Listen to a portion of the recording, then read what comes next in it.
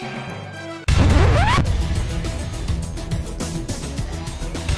and welcome to Armberger Smackdown. I'm your host J. Christoph Armberger, and I'd like to talk to you about religion.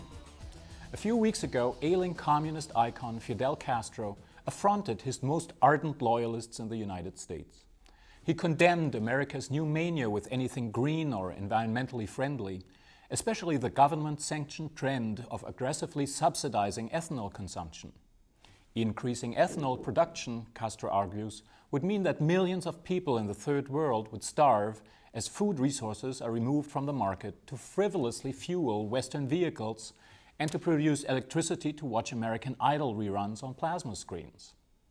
Now, I myself may have missed the period that my World War II vintage parents to this day call the schlechte Zeit, the bad starvation-plagued time of the 1940s. But even I have to admit to finding it objectionable when I read about corn-fired stoves being sold as an alternative to expensive gas or oil. After all, I was in my late 30s when I was finally able not to eat all the food on my plate. Castro's inconvenient truth went right over the bobbleheads of the nouveau socially conscious. But it looks like he is indeed the do-gooder quandary of the season. The grain necessary to fill the Democrat-voting soccer mom's SUV with ethanol would feed a starving human being for a year. Fill her up every other week, and you could provide sustenance for 26 people for 12 months. So it may not take a village to raise a child, as St. Hilary claimed in her book, but it may soon take that village's food supply to shuttle little Pugsley or Kylie or Taylor to get his ADD prescription refilled on the way to private school. And the trend is pointing upward. Between October 2005 and 2006, 54 brand new ethanol distilleries were planned in the United States alone, which will consume an estimated 40 million tons of grain annually. Already, more than half of South Dakota's grain harvest is being converted into fuel. It's not just corn either. Everything edible, corn, rice, wheat, soybeans, sugarcane, can be converted into either ethanol or biodiesel. And the higher oil and energy prices climb, the more profitable it is to turn food into fuel. Brazil, the largest producer of sugar in the world, is already transforming half of its sugar cane crop into ethanol. Sugar prices have doubled since 2004.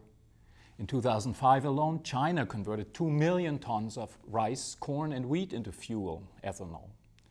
Numbers for 2006 are not available yet, but are estimated to have at least doubled over the previous year.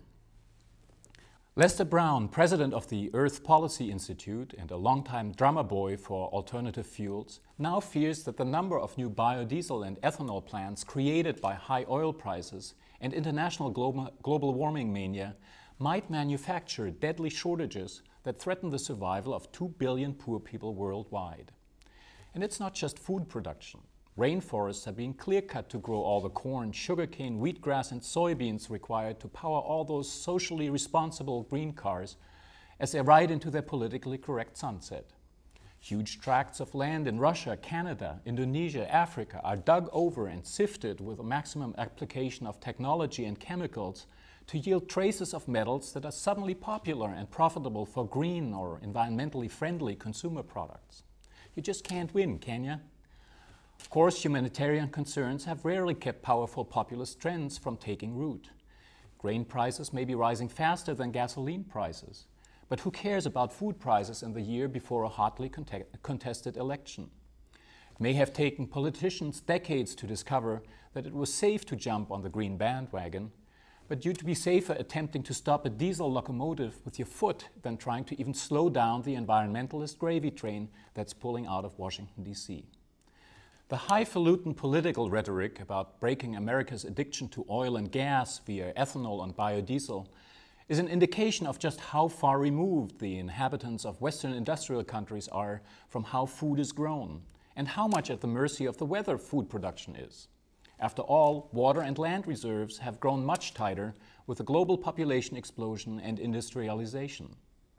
Food prices are as unstable and hard to predict as oil prices, or for that matter, the weather. That's why central bankers and economists tend to exclude both food and energy prices from determining core inflation. Whenever I hear pop science cultists of the global warming school wax poetic about ethanol-powered cars, I wonder how far ahead they're actually thinking. After all, according to our doomsday prophets, all arable land will be either resembling the Sahara or the sunken city of Veneta in a year or two anyway. And while you can put oil platforms out at sea, I have yet to hear about growing corn or switchgrass off the coast of Florida. For TaipanFinancialNews.com, I'm J. Christoph Amberger, wishing you a sustainably profitable week.